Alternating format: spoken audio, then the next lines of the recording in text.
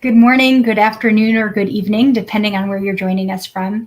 My name is Catherine Kolios. I'm the Executive Director of RAIN for the Sahel and Sahara. RAIN is one of the two organizations hosting today's webinar, and like the World Affairs Council, we're also a New Hampshire-based nonprofit. RAIN partners with rural and nomadic peoples in Niger to increase educational opportunities and improve livelihoods for community resilience. In the 23 years that we've been operating in Niger, this has been one of the hardest years that RAIN has ever had, and that's due in no small part to both the political and the security issues that we'll be discussing today. So I'm grateful to Tim and the World Affairs Council for helping us to bring this critical conversation to our respective communities. This is an issue that Tim and I both feel is really important, and that is underreported. It just doesn't get the airtime that it needs. So we're grateful to bring it to you today. It's something that's important not only for those living on the ground in the Sahel, but also for the broader geopolitical implications. Before we introduce today's panelists, I'd like to invite up Don Clark, who's a friend of RAIN's. Don is a former USAID mission director and Peace Corps volunteer with 15 years of experience living and working in the Sahel. Don is going to provide some background as a shared basis for today's discussion. Before I hand it over, I just want to say that if after hearing from Don, from Kamissa, and from Karen, you want to know more about what life looks like on the ground for Nigerians, how they're dealing with these challenges, and how you can help, please look up RAIN. So thank you for joining us, and thank you to Don. Hello.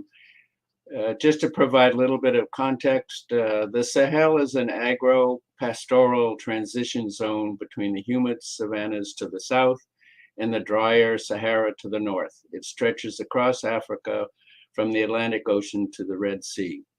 Today's discussion focuses on a portion of the Western Sahel, notably Mali, Burkina Faso, and Niger, three countries which have experienced a series of military coups over the last few years.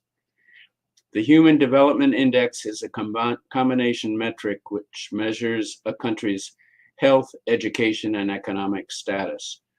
Of 193 countries measured worldwide, Mali, Burkina Faso, and Niger routinely place in the bottom poorest 10 countries in the world. The most recent statistics from 2022 placed Burkina Faso at 185, Mali at 188, and Niger at 189 out of 193 countries.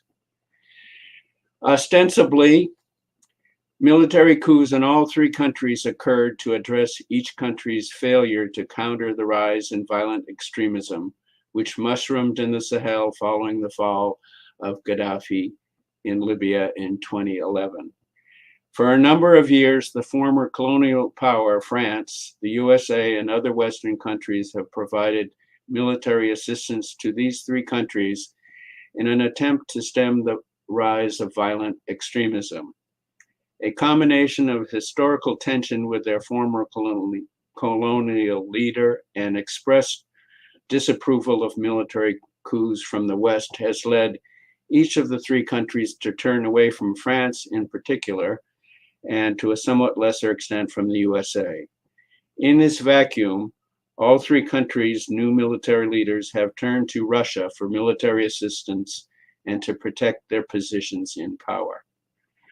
The sad reality for the bulk of the rural population on all three countries is that in addition to adverse economic conditions, poor health and education levels, and government services minimal at best, they are subjected to increasing violence from both so-called jihadist movements and from government security forces. In short, life, which was already very difficult, has become even more difficult, leading to an expanding humanitarian crisis and a wide, expanding, unsettled region where violent extremism flourishes and abuses from government security forces are frequent, with no obvious end in sight.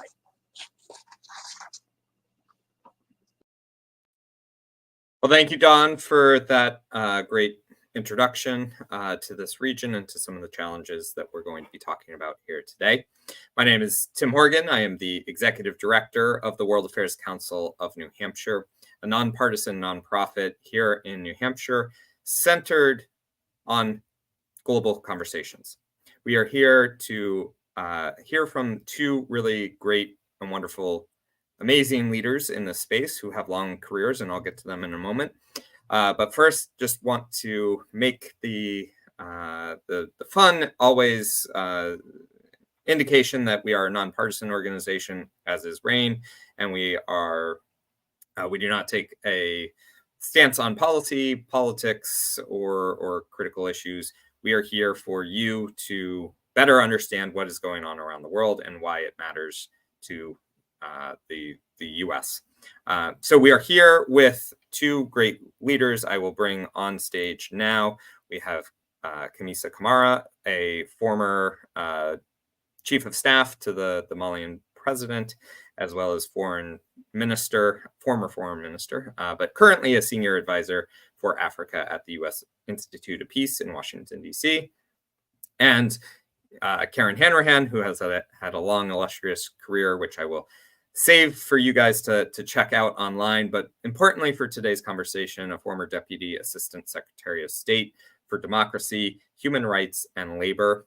Both of these women have vast experience in the region, and we are so honored to be able to hear from you today about Russia's rising influence in the Sahel in particular. So we've seen a lot of interesting developments recently in this region, but let's pull back from the current day to a few years back, where relations between many of these countries and the quote-unquote West, being France, US, other countries, was in a much better situation. So Kamissa, can you maybe start us off and give us a little bit of an insight into what was going on, what kind of relationships the US and other like-minded nations had with this region of the world, and why it was important that they held these important relationships? Well, thank you, Tim, for having me as part of this important conversation. It's always a pleasure to discuss the Sahel region. Obviously, a very complex region with political developments happening almost every day. I will start by saying that the United States and other Western powers, as we currently know them, have always been very close partners to these countries of the Sahel region. After these countries gained independence from France in the late 50s, early 1960s, there was a very strong partnership between these countries and for example, the United States, which was involved and has been involved in development activities, but also diplomatic relationships with these countries. Fast forward, 1990s, we're at the end of the Cold War. There is a global consensus for democracy and against unconstitutional changes of government. Countries of the Sahel are also embarked on this boat and institute multi-party politics, have democratic elections. In countries like Mali, democracy is really successful. We have over 10 years of democratic processes with handovers of power that are very peaceful and democratic. And the relationship with the United States, for example, is cemented. Mali is considered a beacon of democracy in West Africa. Senegal is another one, but everything seems to go really well. Up until 2012, when Mali becomes the epicenter of the terrorist and jihadist crisis in the Sahel region. 2/3 of the country is now taken over by separatist rebels. And then at that same time, you have jihadist terrorists coming to the northern part of Mali and taking over. At that specific time, so we're in 2013, there is this a very successful multilateralism affair going on, where you have France, the United States, the African Union, other West African countries coming together to save Mali and the Sahel region. We are, what, 10 years, almost 10 years after this beautiful event that happened, where you had the international community saving an entire country from falling down, knowing that there could be repercussions to this jihadist incursion. 10 years later, we have and I'm simplifying obviously, but a failed international intervention to prevent terrorism in the Sahel region. Terrorism has spread. Now the epicenter of the security crisis in the Sahel is in Burkina Faso. Niger is also one country that is affected by the terrorist threat. And starting from 2020, we have this cascade occurrence of military coups, starting with Mali, which has 2 military coups, and then you have 1 coup in Guinea, which is not part of the Sahel, but still part of West Africa. You have 2 coups in Burkina Faso, 1 coup in Niger. The regional body, ECOWAS, the regional bloc, is unable to respond effectively to this epidemic of coups, which is how the UN Secretary General calls this series of coups. And here we are in 2024. The world is not understanding what is happening in the region. We're struggling to work with these new military leaders who seem to want to define their own rules. They have clearly put the international norms aside. They're creating their own organization. They want to quit the regional bloc ECOWAS. They're not talking about elections. Security is still dire in the region. Now, how do we move forward? That is the big question that I hope that we can discuss during this conversation. Well, I'm excited to find some answers here today and be able to push forward some of the right conversations so that we can fix some of these issues. So Karen, you obviously have a great background in the democracy space and the human rights space, well beyond your work simply in the U.S. government. Can you talk to us a little bit about what you have seen over the past several years, really since that critical date that Kamissa had mentioned of around 2012? We started to see a lot of changes in this region. What are you seeing? What have you seen in terms of the state of democracy and human rights in these countries? Thank you, Tim. Thanks for having me. I think as has been mentioned, it's there've been sort of ups and downs and trends, but overall, the trend line is towards less democracy, more violations of human rights, more instability. Over the past few years in particular, the underlying drivers of instability continue to be exacerbated. So issues, gaps in governance, security vacuums, persecution of religious and ethnic groups. These are all sort of the drivers and root causes of instability that continue to be taken advantage of by countries such as Russia and others. I know from my experience directly in policymaking around this region some years ago in the Obama administration that there has also been a growing trend towards a little bit of resentment against the West and the United States in particular when we come with our agenda of human rights, when we come with an agenda and conditional assistance. The African leaders I've interacted with want to be treated on a more equal footing and have more equal types of relationships. So the trends across different regions, but particularly the Sahel of closing political space, of interference by foreign governments, conflict, fighting over natural resources in particular, it just continues. These are underlying destabilizing factors that are just getting worse. So I'll stop there. I know there's a lot more to say. Sure. So that leads me to the question that I'd love to get both of your insights on, and Kamissa, we'll start with you.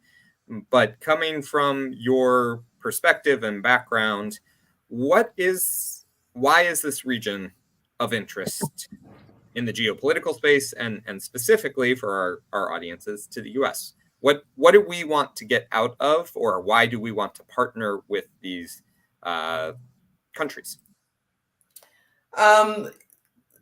It's a simple question, but also quite complex. I think there is a need, or rather an interest, to partner with these countries on different levels. These partnerships are multifaceted.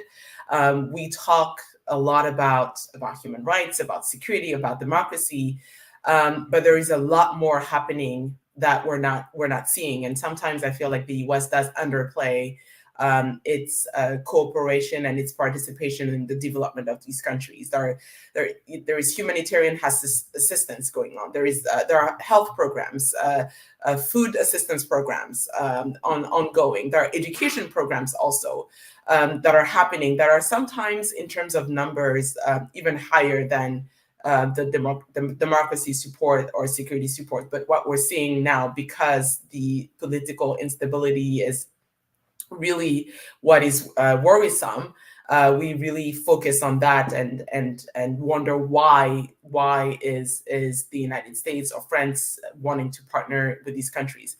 I think there are multiple reasons. First of all, the size of the region is quite important. I believe it's about the size of the United States. The population of this region is supposed to double within the next 25 years. We have more and more young people trying to leave these countries and immigrate towards Europe. And the Sahel is really at the doorsteps of Europe. And at the same time, we're seeing a rise in populist regimes in Europe that are very severe when it comes to immigration. And so I want to believe that from a quote unquote philanthropist point of view, the United States wants to help the region because there is a need for assistance and for development. At the same time, the United States is also supporting its partners in Europe. And when France was militarily engaged in the Sahel region, the United States were the #1 partner of France, supporting France's military operations with logistics, with intelligence, and et cetera. And finally, which is quite obvious, and it's actually made the headlines a few days ago, the Sahel has become the hot spot, the world's hot spot for terrorism. This is where you have the most important progression of terrorism in the world. And I think that the US is genuinely concerned that maybe as these terrorist groups are consolidated in the Sahel, that they may be able to attack US targets or European targets. So I think there are genuine concerns for the Sahel region to develop and to prosper. But there are also security concerns that are kind of overwhelming in the region and that are kind of obvious for the reasons for which the United States and other Western powers want to partner with Sahelian countries.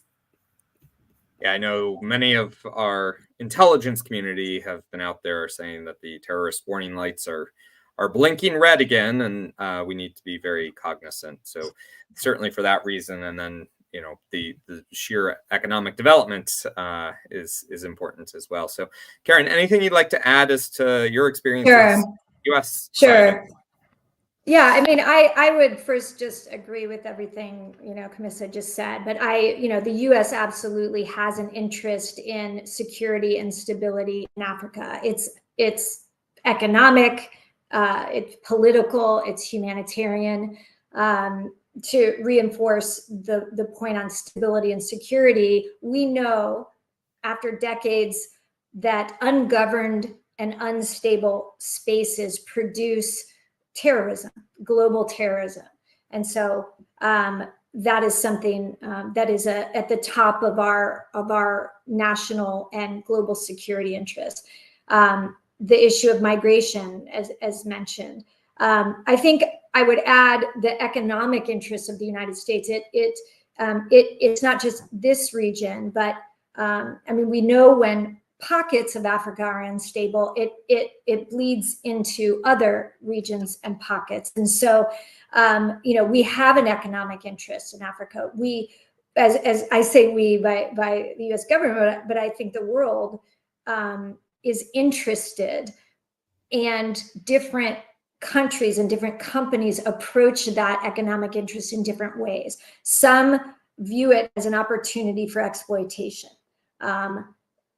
Others view it as a potential opportunity for partnership, economic growth, for seeing Africa as the potential economic powerhouse that it could be, not just because of natural resources, but because of all the renewable energy that's there, because of the booming youth population that is an incredible resource for the world, and it's outpacing the growth of young people and the potential workforce, combined with potential for clean energy and other economic opportunities.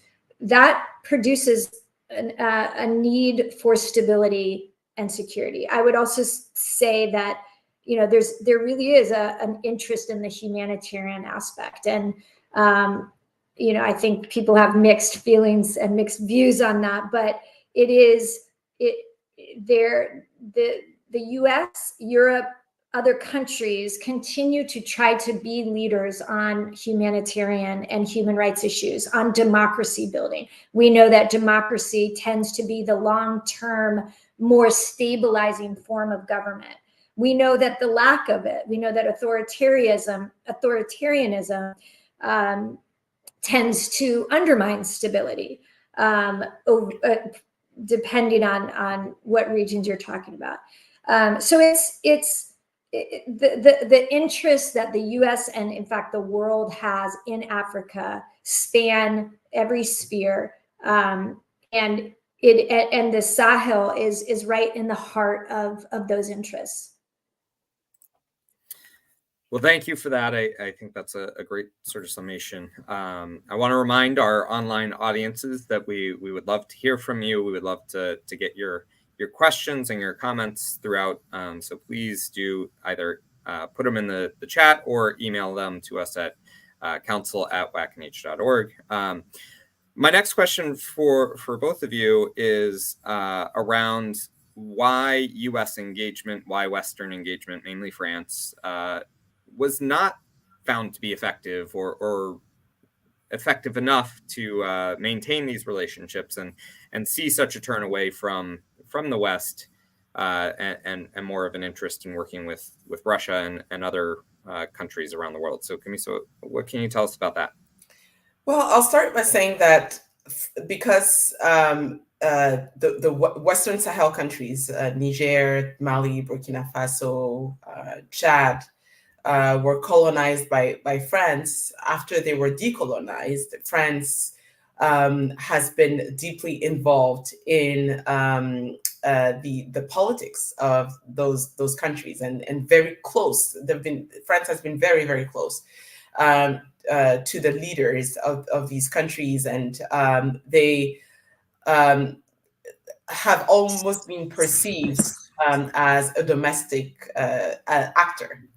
And when I entered government, and as a disclaimer, I was born and raised in France, but when I entered government, I was actually very surprised sometimes by how close of a relationship Mali had with France. It was almost like we were co-leading some of the major issues within the country. And I think that also stems from the role that France played in liberating Northern Mali back in 2013.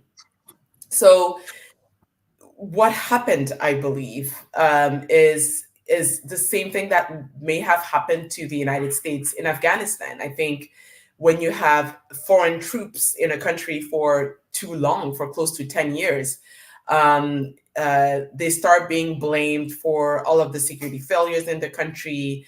And when these foreign troops or these foreign countries, this foreign partner gets involved in the peace processes and how the leaders internally actually govern the country, they become the easy scapegoat, and that's what happened to France. And again, the United States came in support of France, and sometimes some critics of, and I was one of them, of the U.S. policy in the Sahel has been that the U.S. Has been subletting its policy in the Sahel to France, which shouldn't have happened.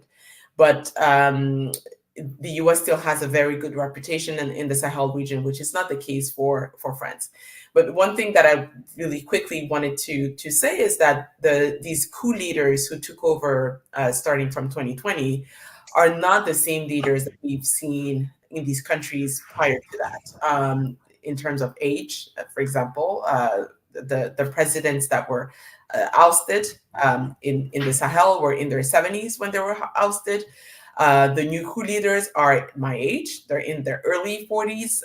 They don't care about the former colonial powers. Some of them have never been to France. They don't feel any sort of deference to France. They really want to build and set their own rules as to what they want to see in their countries moving forward. And I think the role that Russia and by extension Wagner is currently playing is just responding to a demand that was there. And the time was ripe. And at the same time, Russia was being isolated by the West in Europe, by the United States. And Russia saw an opportunity for itself to be relevant in Africa. So I think it's almost a logical development to some of the global dynamics that we're seeing. And I don't think that we should be spooked about that. I think we should just be very realistic about these new developments. All right, Karen, how do you feel about that? Do you think the U.S. should remain interested in where these are going?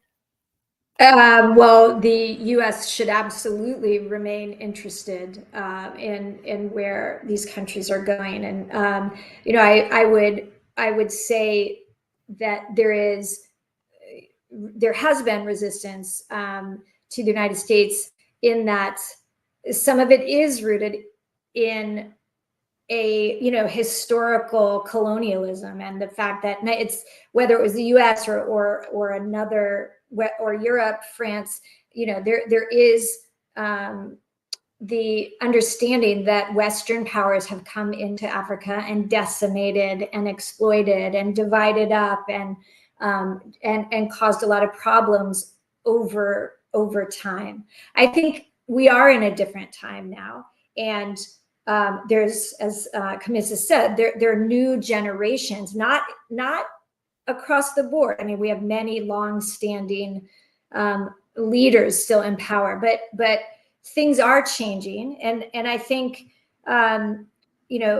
there's more sort of globally savvy strategic leadership in many of these countries. I think as they should be. There's an opportunity to be opportunistic. There are countries around the world competing for African partnerships and for business deals and for presence in Africa. You see Russia just signed the deal for new satellites and new for telecommunications and surveillance. It's not just Russia, it's across the board. There is, I think, a greater understanding around the world of potential opportunities to either support Africa and partner with them, or to exploit and take advantage. So the last thing that I'll say on this is, I think in particular, the shift away from the West a bit, definitely a shift away from the United States at times, is that we do tend to come with an agenda. We do tend to come with requests, requirements around human rights, humanitarian asks, even while we partner and give aid and have diplomatic relationships. There is usually an agenda that goes along with that, and you don't get the same thing when these countries don't have the same agenda when they're dealing with Russia or China or other countries. It is still an agenda, but it's not one rooted in human rights and democracy. Okay, so this is a perfect time then to bring in a question from the Waterville Valley School and the students there. They want to know, what is the agenda for Russia? What do they want out of this relationship? So Karen, since you were kind of talking about that already, let's Sure. start with you. For me, I think it's twofold. It's one is primarily it is economic. Second, it is about power and influence. It's a geopolitical strategic move to spread Russian influence and power in an emerging region of the world that has a lot of attention and potential opportunity. I mean, on the economic side, there's a lot of ways that Russia can benefit from these relationships and partnerships, especially when they don't. It's not just that they don't care that there's authoritarian government, that there's human rights violations. It's that they actively engage in undermining any improvements, democratic trends, undermining any kind of humanitarian or human rights progress. And so it's primarily driven by economics, I think, and then this, shifting global powers, the competition with the United States in particular, which is getting more intense over the past few years. And Kamissa, as you respond to this question, I also want to make a reminder that to our audiences that this is not just the US and Russia fighting over a piece of land, that these are countries who have leaderships who are making decisions. And so what are they thinking about as they consider which countries they want to work with, and why they are shifting currently more towards Russia? I think that's what Karen was explaining. This is the world is changing geopolitically. New alliances are being formed. These new leaders are acutely aware of what is happening in the world, and everybody's just positioning themselves towards whoever is going to make the least asks and will work with me without asking me to, as a coup leader, to organize elections or to promote and respect human rights. As long as they do not ask all of these from me, then we're good. We're good to go, and we can partner together. And Karen is right to say that yes, it's very clear that the United States has very strong principles: democracy, human rights, and elections, which is related to democracy. And it's almost expected that these are the asks that the United States is going to make of those countries. And what I hear from the ground is, okay, well, they're making those requests, i.e. the United States, but what do we get in exchange? And usually these countries, these leaders do feel that what they're getting in exchange is just not worth the ask. And in contrast, what China is not making any requests, for example, but China's filling the gaps when it comes to, for example, infrastructure development or any economic contract that these countries need, or any loans that they need to build roads, to build hospitals. It's not the same situation with Russia. Currently, I think the relationship has evolved, and Russia, I have to say, is not a new player in these countries. Again, these countries have partnered with Russia for years, but it's the new connotation to this Russian partnership in recent years that has changed, and now it's almost like these countries are replacing France or the United States when it comes to security assistance, to Russian security assistance, and we all know what that means. But again, Tim, I think you're right to insist on the fact that these leaders are not passive actors. They know exactly what they are doing, and they're picking their partners, and they're making sure that everybody knows that these are well thought decisions, and that the same way the West has an agenda, they also do have one.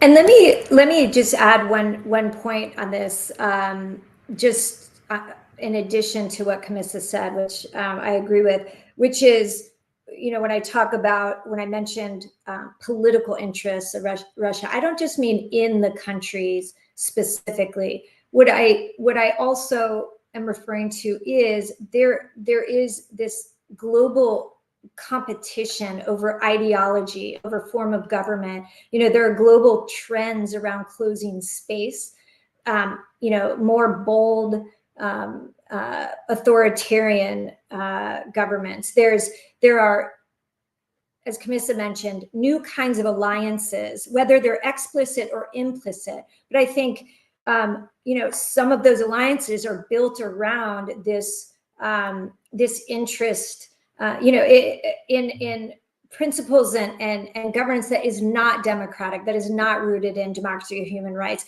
And it's almost a way of perpetuating that and proving their ideology and spreading that ideology. And so a government like Russia and some others engaging in the Sahel, they are it's part of that reinforcement of their way of governing, and it is them taking advantage, at the same time of sort of trying to show themselves on the global stage as a strong power. They're also using this moment to take advantage of gaps in governance, of desire for economic investments. So it is part of this sort of global ideological struggle and governance struggle that is happening all around us as well. All right, I've got so many questions for you both, and I love this opportunity to talk with such great people. But again, just a reminder for those who are watching online, please do send us your questions. We have a couple, but first, I first want to get to the question. We hear this complaint in many different places around the world that the Chinese or the Russians, they come with money, they come with support. The U.S. comes with lectures. So what should we do in this space? Do we drop our interests in human rights and democracy so that we can work with these people and try and work within their systems? Or is this something that we need to continue to push? I'll let you guys decide who wants to take that one first. Where do you think, Kamissa? Would you like to start with that, or would you like me to start? Well, you've worked in the U.S. government, and I've worked in DC for 15 years, and I think. Sure. Go ahead. Okay. So I would say the U.S. doesn't come just with lectures. When we're engaging with people, there is also money involved. There's also aid. There's also other things involved in that relationship. That said, a strong partnership relationship can be both of these things. In working for Hillary Clinton as Secretary of State, one of the things she was a master at was both representing our security, economic interests, and while also advancing a human rights agenda. So working in partnership with countries all over the world to both improve the relationship, help figure out how we can serve their needs while also still pushing on human rights and democracy issues. And they are not mutually exclusive. So it is not something, a human rights and democracy agenda, I believe very strongly should not be taken off the US agenda. I think that we continue to need voices and tools to advance the human rights and democracy agendas, and I say that plural, around the world. I think and not just because it's the right thing to do, but it's the smart thing to do. So, there is data and research on the link between democracy and stability, democracy and economic development. There are multiple reasons that a human rights and democracy agenda is good for security, economics, and politics and governance. So the answer is, I do not think it should be taken off the agenda. I do think there are, it's an art and a science to build relationships that are multidimensional, and it's just, it's not going to happen that the U.S. In Africa is going to come with in the same way that Russia and China do. I mean, we're different kinds of global leaders. Kamissa, anything you'd like to add to that? Yeah, I totally agree. I think each partner has its own, first of all, domestic history and principles that and culture that form the basis of how that country engages in foreign relations. And the United States culture and principles are very different from those of China or those of Russia. And it's hard when you look at the balance of power when you're a recipient country to say, well, this is better than this. I think there is good in every single situation, and based on what you need at a certain moment. Maybe China as a partner is better than the United States. Maybe right now Russia is better than China. So it's important to not fall into the trap of, well, this is good or this is bad. I when I worked in government, I thought China was a wonderful partner. Obviously, I was very close to my counterparts in the United States government because I knew them personally, and because we were sort of from the same culture. I lived in DC for a very long time. But China was a wonderful partner. Whatever I needed, the conversation was straightforward. This is what we can give you. This is what we can give you at this specific time, and maybe we can think about that later. It was great, and I was going to China for specific things, and I was going to the United States for others. So the global relations and international relations are a very dynamic process. And every single country that engages in foreign relations has specific interests that they are defending. And depending on what they are defending at a specific moment, maybe one partner is better than the other. Yeah, we know that much of what happens around the world is not zero sum, that we have opportunities to work in different ways. And so I wanted to bring in a question from George in New Boston. He wants to know, is it possible to separate these issues to engage with these countries on economic development while leaving the security to others? And I think we can broaden that question out to any of these issues that we've been talking about. So Kamissa, why don't we start with you on that question? Yeah, I think it depends. It depends on what you can bring to the table as a partner. It depends on your priorities in a specific country or a specific region. There are many partners that are only focused on development issues and that do not want to touch the security aspect of things because they think it's too complicated, too complex. There's no end in sight, and I sometimes agree with them. And so they want to deal with the safe stuff, which is the development issues. And there are other partners that are capable, that have the resources to engage in security issues. And maybe it's vital for their national interest to engage in security issues in the region. So yes, you can get involved in development and leave out security to others. Yes, you can engage in development and work on security at the same time. It really depends on your own interest as a country and your own priorities. And I keep telling Sahelian partners that, look, we want the United States to be involved in the Sahel. We think that the United States can have very positive outcomes in the region. But maybe as of today, the Sahel is not necessarily a foreign policy priority to the US because there are other hotspots in the world that the US is concerned about.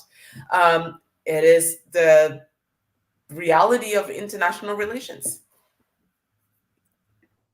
Karen, anything to add? Sure. I would say two things. I would say one, the United States already does that often. So we don't, even inside the U.S. government, making policies, setting the agenda, there's a lot of back and forth and discussion over what are we going to these countries with, and what are we giving and what are we asking for, and human rights and democracy is definitely not always at the top. So we don't. It is. Many of our relationships around the world are really rooted in security or economic development or one of these areas more than others. So that's one. However, in environments right now, like the Sahel and other more complex environments where there is a mix of challenges leading to instability and conflict, violent conflict, human rights abuses, like these complex environments, I think it's very challenging to focus on one of these areas and think you're going to make a difference when not focusing on it, how they intersect. So we've learned this, and in many countries, we can pour as much economic development funding into Mali or Niger or South Sudan, and it won't work if we don't focus on the governance, and not just governance capacity building, but the nature of governance, the democratic nature of governance, and human rights issues as well. And then and economic development rarely can happen in insecure environments and unstable environments. And so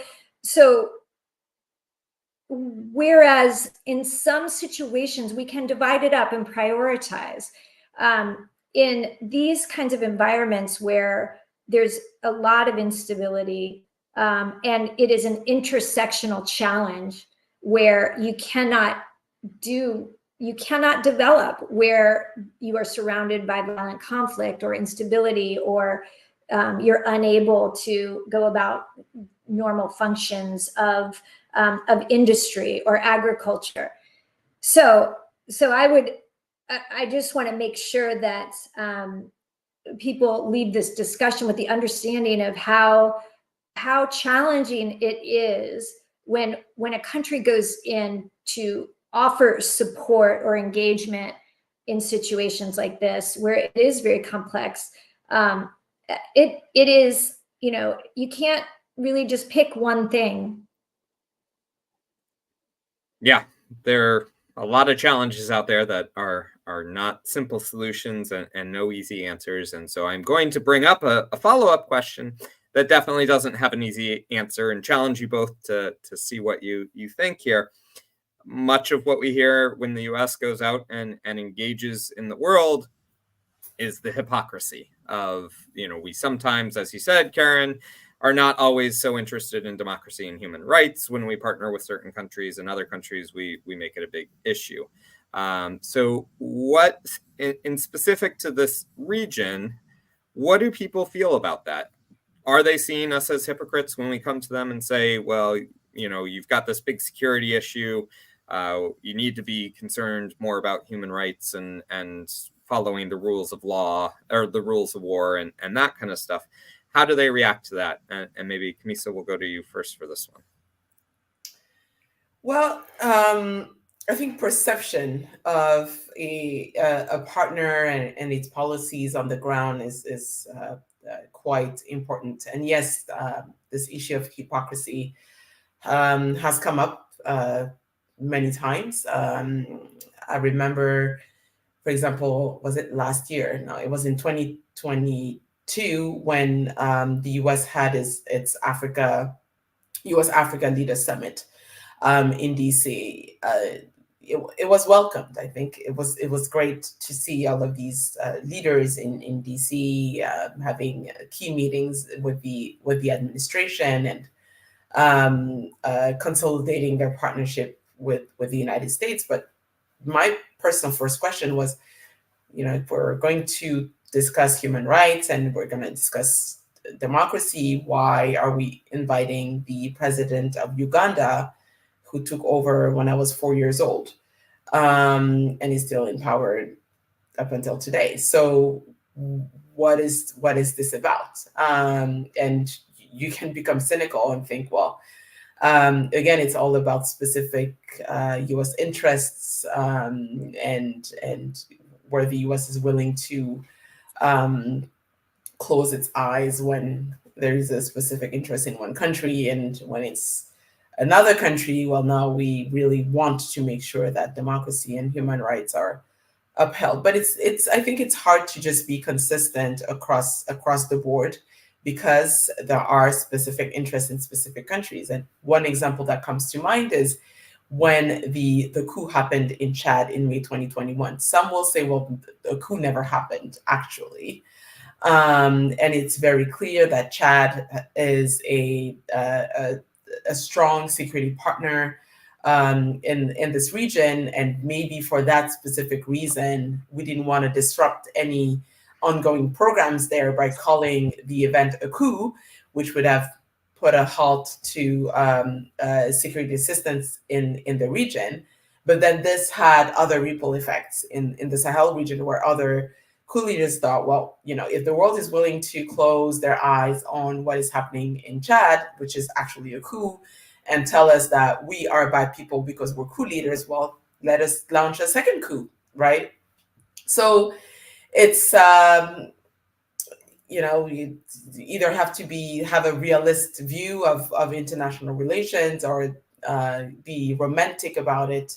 But these are certain realities that are just right in our faces, and we have to accept them, I guess. And Karen, can we do anything to better explain to countries or tell a better story around why in some cases we care about democracy and human rights and in other cases we don't? So again, I think there's an assumption underlying that I don't necessarily agree with. I think, you know, as Kamissa said, a sophisticated view of geopolitics, foreign policy, global dynamics is one that understands that every country is balancing interests, priorities, tactics, level of pressure and the means of influencing. And that is the United States as well. And I think even within the United States government, there are competing interests. There are people vying to influence our policies in different ways. So it is, you know, I don't think I would agree with the idea that the U.S. doesn't care about democracy and human rights when it doesn't lead with that. I would also say, you know, in terms of people don't always know what's going on in terms of how the United States government is working to influence change on the front of democracy and human rights. There are sort of open public ways of doing it, and then there are more subtle and quieter ways of doing it, and different tactics are selected at different times. Yeah, when it is definitely a strategic choice, to use a kind of smaller example that Kamissa raised, of inviting the leader of Uganda, known for human rights challenges, lack of democracy, and human rights abuses. Inviting him to this kind of meeting, this African Leadership Summit, it's a choice is made. Is it that you want to exclude anyone who does not behave how we want?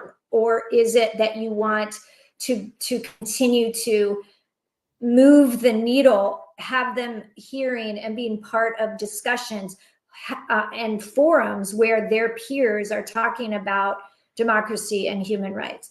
So I would, I can imagine that I hear this a lot. I hear the issue of hypocrisy and why do we do it one way in some places and not in others? And I think, as I said, it's this continuing balance of interests and priorities, but it is not a lack of caring. Great. Well, that's a very important issue and point, and I want to come back to that in a moment. But I know, Kamissa, you got to hop off for another meeting, so I wanted to give you a final opportunity to end our conversation. But again, I'll come back to you, Karen, so don't go anywhere, people. But Kamissa, any final words or thoughts on this issue? No, as a general thought about the Sahel region, it's an important region that is undergoing major changes. Currently, with this doubling of its population, with an increasing number of young people who are going to be without a job, basically. They're coming, sometimes they have a formal education, sometimes not, but the governments do not have the resources or do not grow economically fast enough to create the jobs for these young people to come onto the job market and have a secure future. And so as a consequence, they try and migrate to Europe or elsewhere. And so I think it's because we want to preempt some of those explosions that are coming into the future, that we think the Sahel is an important region. And obviously the security situation is also very worrisome, but there are pockets of hope. That there are always pockets of hope. The situation is never as desperate as it looks. And the very young people I just described may be the ones who will impose a certain number of norms within their countries. They are the future leaders of those countries. They may define a path that is not entirely how the West had imagined how things would go in these countries. But I think the world is transforming in a way that young people, because sometimes of social media, feel empowered to take their own future in their own hands and define their own path to the future. So thank you again for having me as part of this conversation. And please feel free to reach out to me on Twitter or over email, and I would love to continue the conversation. Thank you. Well, thank you so much, Kamissa. We really appreciate your time and your insights, and good luck in your next meeting. So, Karen, what I wanted to bring up with you is, and this comes from a question from Jeff, who you may know, but he's interested in how the U.S. can become involved if there are state-sponsored or tolerated atrocities occurring on the ground, as we see in many of these countries that are partnering up with Russia at this point. Yeah, so I mean, this is an excellent question, and it's really the crux of the matter in terms of what are we going to do about it as a global community. We have there are not a lot of direct tools when dealing with armed non-state actors in places like the Sahel, where they're complex players and environments where there aren't, where the local institutions are not adhering to the rule of law, where human rights violations are not just tolerated, but sort of growing and increasing, and not just human rights, but humanitarian tragedies, really. So, as I said earlier, we have, as the United States, we have levers of influence when we have direct relationships with countries. We can try to influence, we can, use diplomacy, we can use our economic power, and both as carrots and sticks. In a situation like this, given the complexity and the fact that we don't control it, we do need more presence and involvement of multilateral institutions. We do need, whether one thinks that they are effective or not, we need the mechanisms of accountability that exist out of the UN system, out of the International Criminal Court. These are the kinds of enforcement mechanisms that were created specifically for situations like this.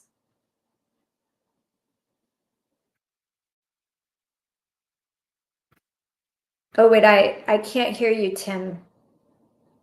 And since you started, the one other thing that I would say is, if we're focusing on the kind of non-state actors, that's a particularly hard thing to get at.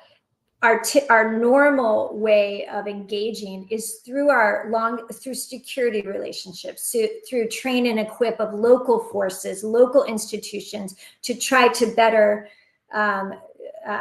manage these situations under their own institutions. And we tend to invest a lot of money in strengthening local institutions. The challenge is when those local institutions themselves are a problem, and their, our efforts to influence, train, and equip are more challenging. Yeah, and what I was going to say fits well with that. We saw this with the ECOWAS, or the Economic Community of West African States, where they have a mandate when there is a coup to go in and restore the original government. They have not done that. The 3 or 4 countries that underwent coups in this region have created their own bloc now. Right. So how can we create, or how can we work with the existing institutions that are already there to better inform, better respond to, and manage these issues? Yeah, I mean, my first go-to answer on this is that ideally, it's not going to be the U.S. that's going to solve this problem. And given the amount of influence, power across Africa and other Africa leaders, it would be helpful to have more African leadership around these situations. So, the investments that we make have got to be collective and unilateral, and need to be African-led as much as possible. And I think where it becomes increasingly hard when you have forces like Russia fueling the conflict, fueling the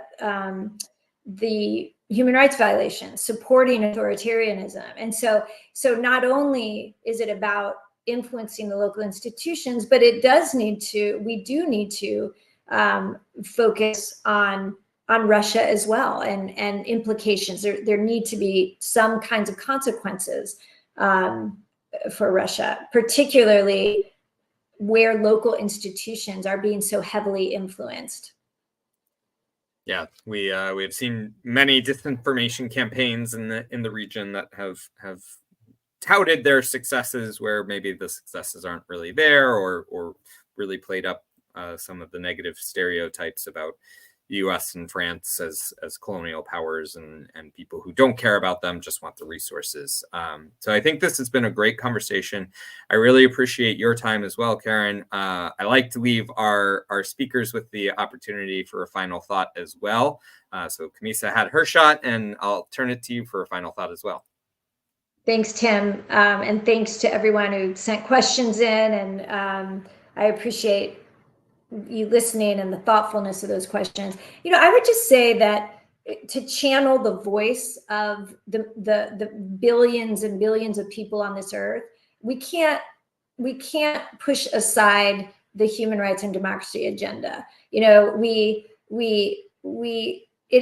know too much about how important it is, not just to their daily lives, their sense of well-being, and to their actual rights, but also to their ability, to our collective ability to grow economically, politically, to be more secure and stable, to get a hold of migration issues. It is so central to global stability that the more we downplay it in the interest of some near-term, other near-term interests, the more we're going to lose out. So I think finding a way always to balance it, to keep it at the front of the agenda, root it in not just it being the right thing to do, but also being the smart thing to do.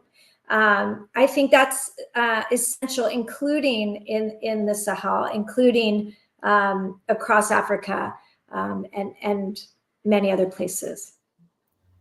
Well, I think that's a great way to end the conversation. So thank you so much, Karen, for your time and your insights. I've really enjoyed this conversation. And thank you to everyone who joined us online live, and for those who are watching the recording, for your interest and your time in this conversation. We think it's so important, and we really appreciate the opportunity to explore this critical issue that does not get a lot of attention in the national media. And does not get explored deeply. So thank you for your time, your interest, and please share this out with anyone who you think might be interested. We look forward to our next event at the World Affairs Council of New Hampshire, which is going to be on October 8th, and we'll be looking at social innovation as a way to push forward economic development around the world. So thank you so much for your time and your interest, and we look forward to seeing you in the future.